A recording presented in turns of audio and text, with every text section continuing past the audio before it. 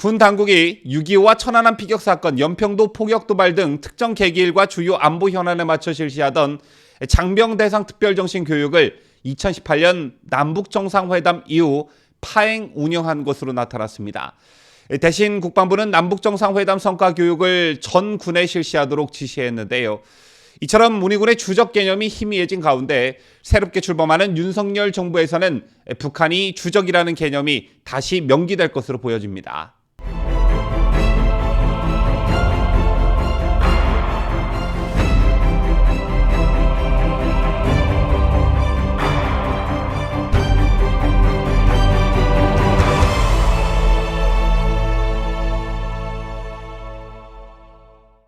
시청자 여러분 안녕하십니까? 뉴스 데일리 베스트 시작합니다.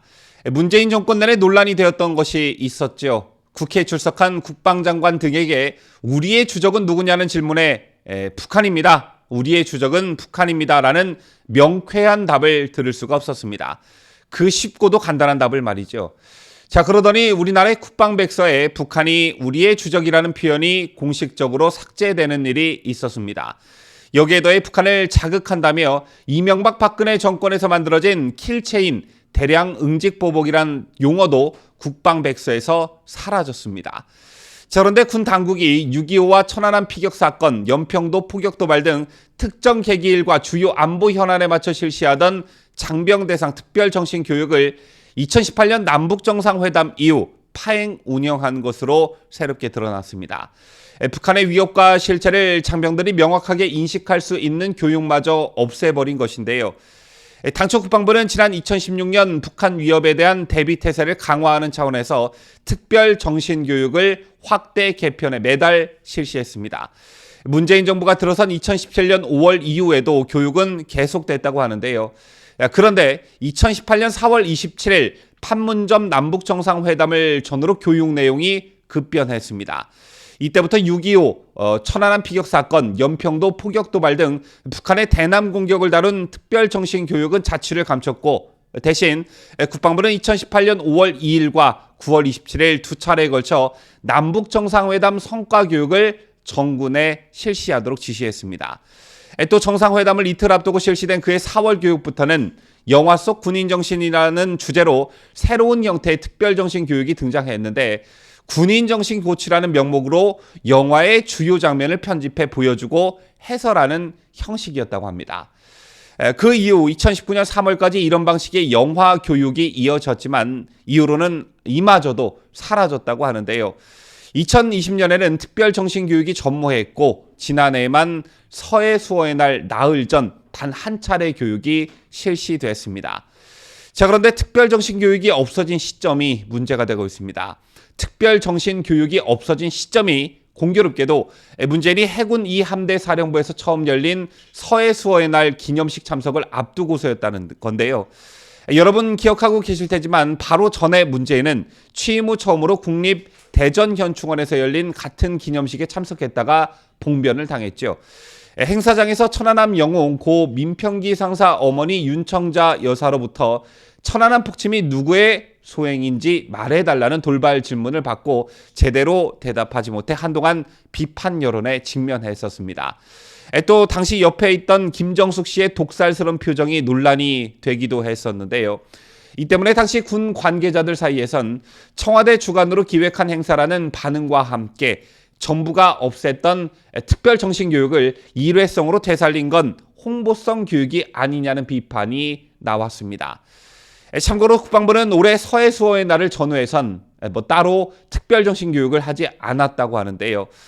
군대에 있어서 정신교육은 군사적 기술 습득이나 체력 훈련만큼 중요한 교육으로 손꼽히는데 이걸 거의 하지 않았다는 겁니다. 익명의 현역 정훈 장교는 언론과 인터뷰에서 장병 교육을 담당하는 장교로서 위기의식을 많이 느낀다며 정부가 부담스러워하는 내용의 교육을 할 때마다 마치 야학을 하는 기분이 든다고 토로했습니다. 정신교육이 실종됨에 따라 국방부나 각 군 본부 지시 없이 각 부대 지휘관의 재량으로 교육하는 경우도 있는데 이걸 할 때마다 마치 들킬까봐 야학을 하는 것처럼 조마조마할 수밖에 없었다는 것인데요. 정말 기가 막힌 일이 아닐 수가 없습니다. 정권 교체가 되고 많은 분들이 비정상화된 대한민국을 바로 세우는 일을 차기 정부가 해야 한다는 주문을 많이들 하고 계십니다. 전 분야에 걸쳐 이런 작업이 먼저 선행돼야 한다고 생각하는데 국방부도 시급한 분야이죠. 이런 가운데 윤석열 정부 국방백서에 주적은 북한이라는 개념이 다시 담길 것으로 알려졌습니다. 앞서 언급해드렸다시피 문재인 정부는 2018년 북한은 적이라는 표현을 삭제하고 주권, 국토, 국민, 재산을 위협하고 침해하는 세력을 우리의 적으로 간주한다는 문구로 대체했습니다. 윤 당선인은 후보 시절 주적은 북한이라는 글을 SNS에 올리며 문재인 정부의 대북 정책을 비판한 바 있는데요. 자, 이를 북한은 적이라는 개념부터 정립하면서 군의 정상화에 시동을 걸었다는 평가가 나오고 있습니다.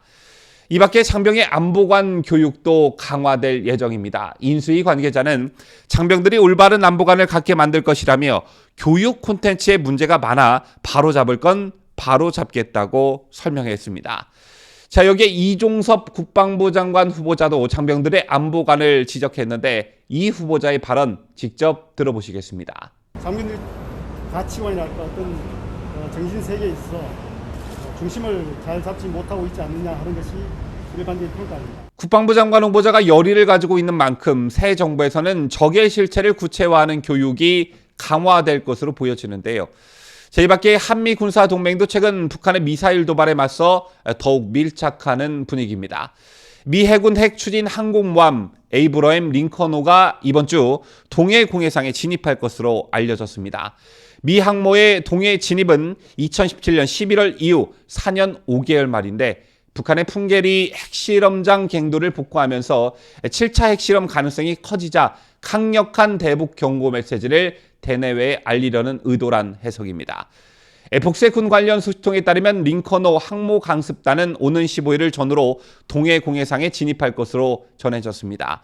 미 항모 강습단은 동해 공해상에 5일가량 체류할 예정인 것으로 알려졌는데요. 특히 이 기간 한미 해군 간 연합훈련 가능성이 큰 것으로 전해졌습니다. 다만 미국 측은 한미일 3국 연합훈련을 강력히 희망하지만 한국 측의 난색으로 3국 훈련은 하지 않을 전망으로 알려졌는데 대신 한미군 주요 지휘자들이 동해 공해상에 진입하는 항모에 탑승하는 방안이 검토되는 것으로 알려졌습니다. 대선 등 굵직굵직한 국내 정치 이벤트 때문에 여러분들께서도 요즘 북한의 움직임과 관련해 관심도가 많이 떨어지셨을 텐데요. 북한의 7차 핵실험은 시간 문제라는 분석이 지배적이죠. 괴물 ICBM 탄두에 핵을 얹으면 세계 안보 지형을 송두리째 흔들게 되는데 김정은이 지난해 1월 노동당 대회에서 핵미사일 무력 완성을 공언한 이후 하나하나 실행에 옮기고 있는 것을 감안하면 이런 악몽 같은 상황이 곧 현실화될 것이란 예측이 많습니다. 그럼에도 문재인 정부는 종전선언과 남북한 정상회담에 매달리다 북한 핵미사일 고도화의 길만 닦아줬고 한반도 평화 프로세스라는 말을 내세우며 대북 평화쇼만 펼쳐왔습니다. 더군다나 우방인 미국의 의심을 사가면서까지 대화와 제재 완화에 매달렸지만 결과는 한미 동맹 이완과 남북 연락소 폭파와 같은 북한의 무력 도발뿐이었습니다. 자, 이런 사실을 전 국민이 다 알고 있는데 문재인 정부는 대북 정책 실패에 대해 단 한마디 사과도 없이 끝까지 저 잘했다며 저 잘났다며 자화자찬하고 있습니다. 다만 불행 중 다행인 것은 대북 환상이 문재인 정권의 하산으로 이제 막을 내리고 있다는 것이죠. 그리고 강경한 대북 정책을 내세우는 윤석열 정부의 기대를 한껏 가지게 되는데요. 차기 정부는 반드시 김정은이 핵미사일을 놓지 않겠다면 정권이 끝장날 수 있음을 확실히 각인시키고 국제사회의 대북 제재에 보조를 맞추면서 껍데기만 남은 한미훈련부터 정상화해야 합니다. 제대로 훈련하지 않은 군대에 무슨 기강과 사기가 있겠습니까? 지금까지 저는 자유대한민국을 수호하는 뉴스데일리 베스트 민앵커였습니다.